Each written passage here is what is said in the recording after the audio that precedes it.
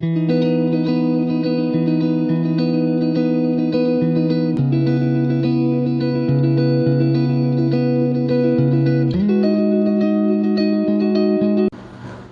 Guys, welcome to our channel. ഇന്ന് ഞാനൊരു പുതിയ മൂവി റിവ്യൂ ആയിട്ടാണ് വന്നേക്കുന്നത്. മൂവിയുടെ പേര് മനോരഥങ്ങൾ. ഓഗസ്റ്റ് 15 ഈ മൂവി റിലീസ് ചെയ്തത്. അത് ഡയറക്റ്റ് OTT ആയിരുന്നു. ഈ മനോരഥങ്ങളെ കുറിച്ച് പറയുകയാണെന്ന് വെച്ചിട്ടുണ്ടെങ്കിൽ ഇതൊരു ആന്തോളജി മൂവിയാണ്. MT വാസുദേവൻ നായരുടെ 9 ഷോർട്ട് സ്റ്റോറീസ് ആണ് ഇതിൽ ഒരു എപ്പിസോഡ് വൈസ് മൂവി ആയിട്ട് വന്നേക്കുന്നത്. ഇതിപ്പോ ടെലികാസ്റ്റ് ചെയ്തേക്കുന്ന രീതി സീസൺ 1 ആയിട്ടാണ് കൊടുത്തേക്കുന്നത്. ഈ സീസൺ 1 9 എപ്പിസോഡ്സ്, 9 MT വാസുദേവൻ നായരുടെ ഷോർട്ട് സ്റ്റോറീസ്. ഈ മനോരഥങ്ങളെ കുറിച്ച് എനിക്ക് ഒരു ബേസിക് ഐഡിയ, അറിയാത്തവരുണ്ടാകാൻ സാധ്യതയില്ല, എന്നാലും ഒരു ബേസിക് ഐഡിയ കൊടുത്തത്. പിന്നെ ഈ മൂവിയുടെ ഫസ്റ്റ് സ്റ്റാർട്ടിങ് തന്നെ, അതായത് 9 ഷോർട്ട് മൂവീസും സ്റ്റാർട്ട് ചെയ്യുന്നത് കമൽ ഹാസന്റെ നരേഷനിലൂടെയാണ്. അതിന് കമൽ ഹാസനോട് ഒരു പ്രത്യേക താങ്ക്സ് എന്തായാലും പറയേണ്ടി വരും.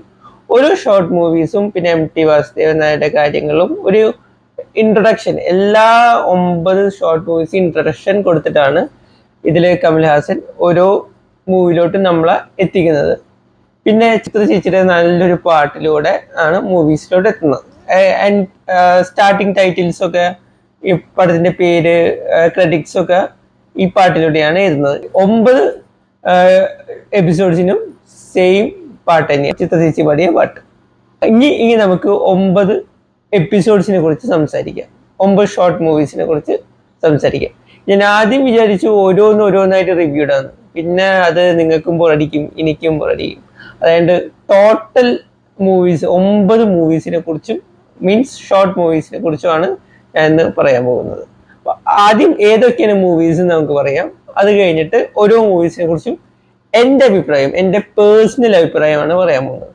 ഇപ്പോൾ പലർക്കും പല രീതിയിലായിരിക്കും ഇത് ക്യാച്ച് ചെയ്യുക, ബട്ട് ഞാൻ ഇത് പറയാൻ പോകുന്നത് എൻ്റെ അഭിപ്രായം മാത്രമാണ്. അതായത് എൻ്റെ അഭിപ്രായം എന്ന് പറയുമ്പോൾ ഞാൻ നന്നായി എന്ന് പറഞ്ഞിട്ടുണ്ടെങ്കിൽ എല്ലാവർക്കും ഇഷ്ടപ്പെടുന്നില്ല, ഞാൻ മോശമായി എന്ന് പറഞ്ഞാൽ എല്ലാവർക്കും ഇഷ്ടപ്പെടാതിരിക്കണമെന്നില്ല. സോ ആദ്യം നമുക്ക് 9 മൂവീസ് കറക്റ്റ് പറഞ്ഞുതരാം. ഫസ്റ്റ് മൂവി ഓളവും തീരവും. അത് പ്രിയദർശനാണ് ഡയറക്റ്റ് ചെയ്യുന്നത്. അതിൽ വരുന്നത് മോഹൻലാൽ, മാമുക്കോയ, ഹരീഷ് പെരടി, ദുർഗ എന്നിവരൊക്കെയാണ് മെയിൻ. സുരഭിയുടെ പേര് പറയണം, ഇവരാണ് മെയിൻ ക്യാരക്ടറായിട്ട് വരുന്നത്. ഡീറ്റെയിൽ ആയിട്ട് ഞാൻ പറയാം പിന്നീട്. രണ്ടാമത് വരുന്നത് കൊടുംകണവ ഒരു യാത്ര. കൊടുംകണവ എന്ന് വെച്ചിട്ടുണ്ടെങ്കിൽ ശ്രീലങ്കയിലെ ഒരു സ്ഥലത്തിന്റെ പേരാണ്. അതില് ഡയറക്റ്റ് ചെയ്തേക്കുന്നത് രഞ്ജിത്താണ്. അതിൽ മമ്മൂക്കയാണ് വരുന്നത്. മമ്മൂക്ക, വിനീത് ഇവരൊക്കെയാണ് മെയിൻ ക്യാരക്ടേഴ്സ് ആയിട്ട് വരുന്നത്. പിന്നെ വരുന്നത് കാഴ്ച പാർവതി തിരുവോത്തിന്റെ, നരേന്റെ ഒക്കെ ആയിട്ട്. അത് ശ്യാം പ്രസാദാണ് ഡയറക്റ്റ് ചെയ്തേക്കുന്നത്. പിന്നെ വരുന്നത് ശീലാലിഖിതം. അത് പ്രിയദർശൻ ഡയറക്റ്റ് ചെയ്തതാണ്. അതിൽ ബിജു മേനോനാണ് മെയിൻ ക്യാരക്ടർ ആയിട്ട് വരുന്നത്. പിന്നെ വരുന്നതാണ് വിളംബന. അത് ആസിഫ് അലിയുടെയാണ്. അത് അശ്വതി വി നായരാണ് ഡയറക്റ്റ് ചെയ്തേക്കുന്നത്. ആ ഡയറക്ടറിനെ കുറിച്ച് ഞാൻ കേട്ടിട്ടില്ല ആക്ച്വലി. പിന്നെ വരുന്നത് ഷെർലോക്ക്. അത് ഫഹദിന്റെ, മഹേഷ് നാരായണനാണ് ഡയറക്റ്റ് ചെയ്തേക്കുന്നത്. പിന്നെ വരുന്നതാണ് സ്വർഗം തുറക്കുന്ന സമയം. അത് ജയരാജ് ഡയറക്റ്റ് ചെയ്തിട്ട് ഇന്ദ്രൻസ്, നെടുമുടി വേണു ഒക്കെയാണ് അതിലെ മെയിൻ ക്യാരക്ടർ ആയിട്ട് വരുന്നത്. പിന്നെ വരുന്നതാണ് അഭയം തേടി വീണ്ടും. സന്തോഷ് ശിവന്റെ ഡയറക്ഷനിൽ വരുന്നതാണ്. അത് സിദ്ദിഖാണ് മെയിൻ ക്യാരക്ടർ ആയിട്ട് വരുന്നത്. പിന്നെ ലാസ്റ്റ് ആൻഡ് ഫൈനൽ കടൽക്കാറ്റ്. അത് രതീഷ് അമ്പാട്ടാണ് കടൽക്കാറ്റ് ഡയറക്റ്റ് ചെയ്തേക്കുന്നത്.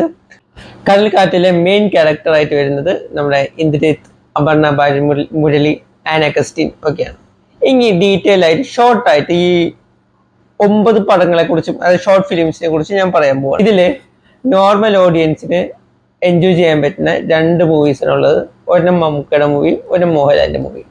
ബാക്കി മൂവീസൊക്കെ കുറച്ച് ഓവർ ദ ടോപ്പ് ചിന്താഗതിയുള്ള ആൾക്കാർക്കാണ് കണക്ട് ആവുള്ളൂ. കാരണം മെയിൻലി അതിന്റെ ലേയേഴ്സ്, അത് പറയുന്ന നമുക്ക് കാണുന്നത് ഇന്നർ മീനിങ്സ് ഒക്കെ ഒരുപാടുണ്ട്. പിന്നെ സ്ലോ പേസ്ഡ് ആണ് ബാക്കി എല്ലാതും പറയുന്നത്. അപ്പോൾ അതെല്ലാവർക്കും ഇഷ്ടപ്പെടുന്നില്ല. ഫോർ എക്സാമ്പിൾ ഇപ്പോ എൻ്റെ അച്ഛൻ്റെ അടുത്ത് ഈ മനോരഥങ്ങൾ കാണാൻ എനിക്ക് ധൈര്യമായിട്ട് സജസ്റ്റ് ചെയ്യാം. കാരണം ആള് കുറച്ച് സ്റ്റോപ്പ് പേസ് മൂവീസ് ഒക്കെ എൻജോയ് ചെയ്യുന്ന ആളാണ്. നേരെ പറിച്ച് എൻ്റെ അമ്മയുടെ അടുത്ത് ഈ മൂവീസ് ഒന്ന് കാണാൻ പറഞ്ഞിട്ടുണ്ടെങ്കിൽ ആ അമ്മയ്ക്ക് കണ്ടിരിക്കാൻ പറ്റത്തില്ല. കാരണം അത് വേറെ ജോണറിൽ മൂവി എൻജോയ് ചെയ്യുന്ന ആൾക്കാരാണ്.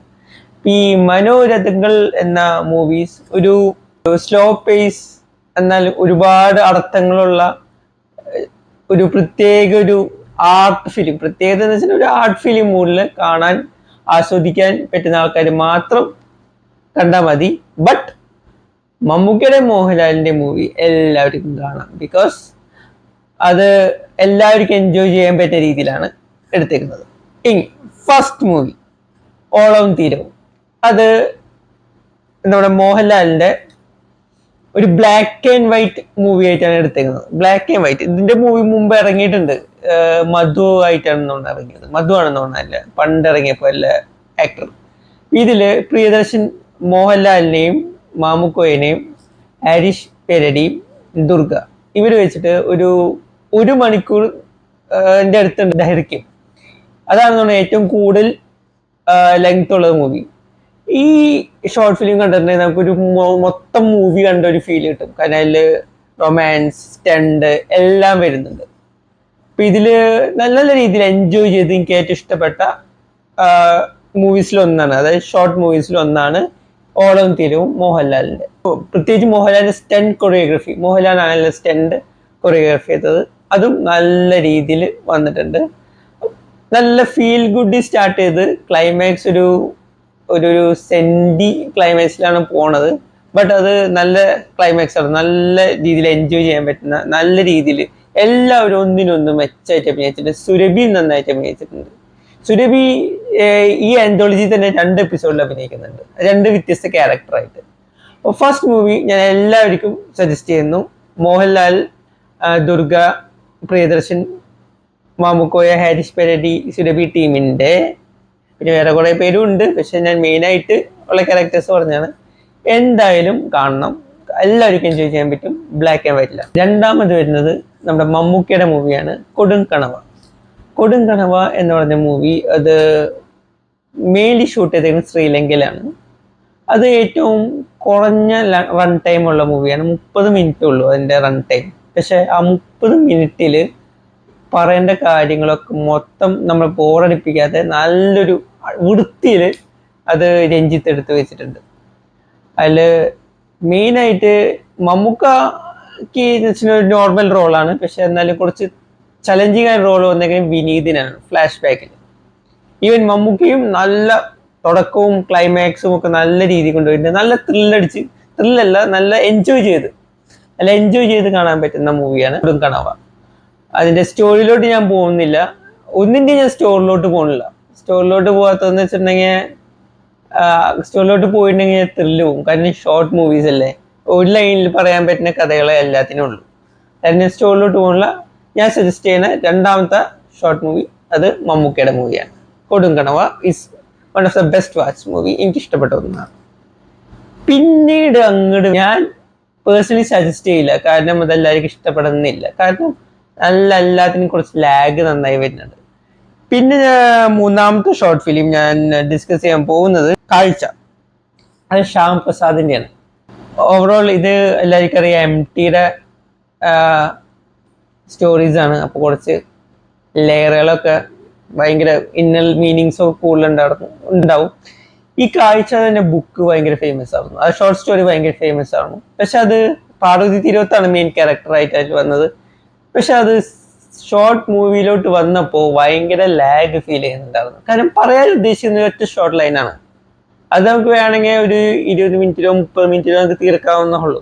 പക്ഷെ ഇത് പറഞ്ഞ കാര്യം തന്നെ ഇങ്ങനെ പറഞ്ഞ് ഇതൊരു ഓൾമോസ്റ്റ് 50 മിനിറ്റ്സ് ഉണ്ട്. അപ്പൊ ഇത് കൺവേ ചെയ്ത തീം കൺവേ ആവണേക്കാളും നമുക്കൊരു ലാഗ് ഫീൽ ചെയ്യുന്നതുകൊണ്ട് അതങ്ങോട്ട് എനിക്ക് വർക്കൗട്ട് ആയില്ല. പക്ഷെ അത് book one of the best book, short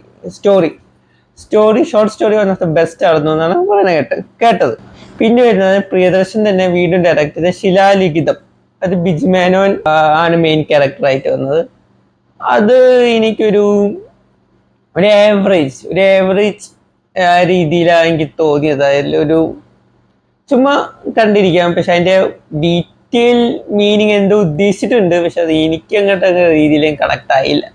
എന്തായാലും കുഴപ്പമില്ല, നല്ല രീതിയിൽ കണ്ടിരിക്കാൻ പറ്റുന്നതാണ്. വലിയ ലാഗ് തോന്നുന്നില്ല ചില ലിഖിതം. പിന്നെ വരുന്നത് വിളംബന. Correct pronunciation വിളംബനയാണ്. അത് ആസിഫ് അലിയുടെയാണ്. അതിന്റെ ഒരു ഷോർട്ട് സ്റ്റോറി ഞാൻ പറയാം. അതായത് ഒരു 30s 40s ഏജ് വരുന്ന ഒരു ലേഡി ആ വീട്ടിലത്തെ ഓരോ ഫർണിച്ചേഴ്സും ടേബിൾസ് ബെഡ് ഒക്കെ സെയിൽ ചെയ്യാൻ പോവാണ്. സെയിൽ ചെയ്യാനുള്ള ന്യൂസ് വരുന്നത് ന്യൂസ് പേപ്പറിലൂടെ. പണ്ടത്തെ കാലമാണ് പറയുന്നത്. ന്യൂസ് പേപ്പറിൽ ഇതൊരു ആഡ് കൊടുത്തിട്ട് ആസിഫ് അലി ആ വീട്ടിലോട്ട് വരുന്നതാണ്.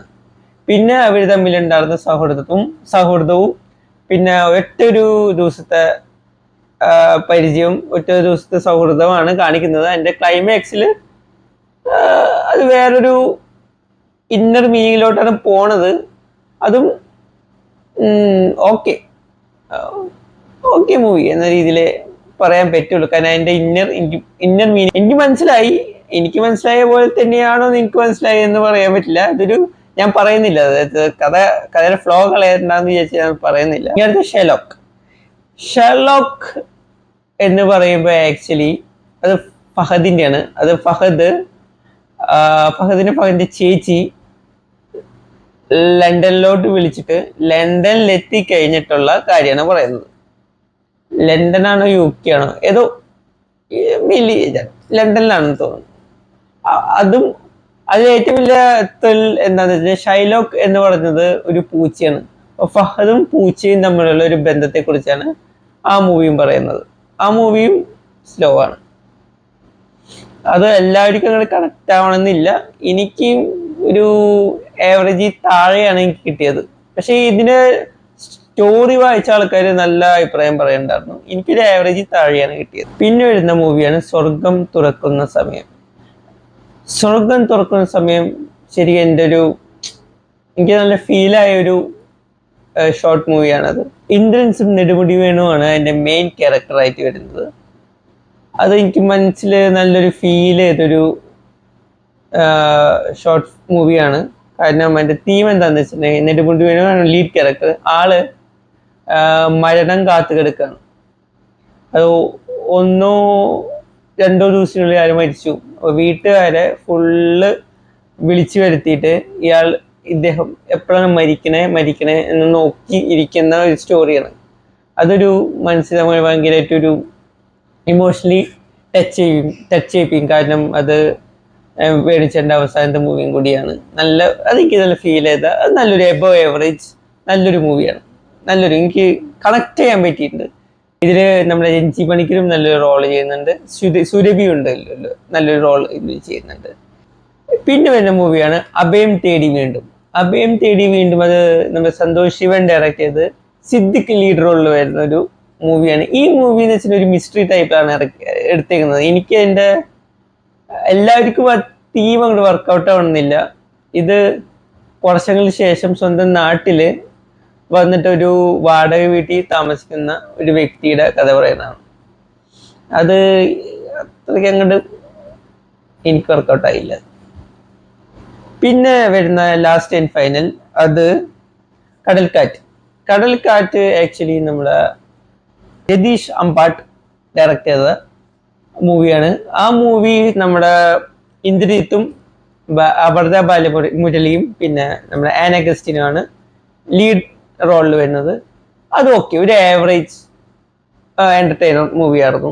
Average entertainer. കാരണം അത്രയ്ക്ക് അങ്ങോട്ട് ബെസ്റ്റ് എന്ന് പറയാൻ പറ്റില്ല, അത്രയ്ക്ക് അങ്ങോട്ട് മോശം എന്ന് പറയാൻ പറ്റില്ല. ഒരു ആവറേജ് നിൽക്കും. അതിന്റെ ക്ലൈമാക്സും പണ്ടത്തെ കാലത്ത് നല്ല രീതിയിൽ അംഗീകരിക്കുന്ന ക്ലൈമാക്സ് ആണ്. പക്ഷെ ഇപ്പോഴത്തെ കാലത്ത് വരുമ്പോൾ 2024 ഈ ക്ലൈമാക്സ് ഒട്ടും ആരും അംഗീകരിക്കില്ല. But it was wonderful watch. അപ്പോൾ 9 ഷോർട്ട് മൂവീസിന്റെയും ഒരു ഔട്ട്ലൈൻ ഞാൻ പറഞ്ഞു.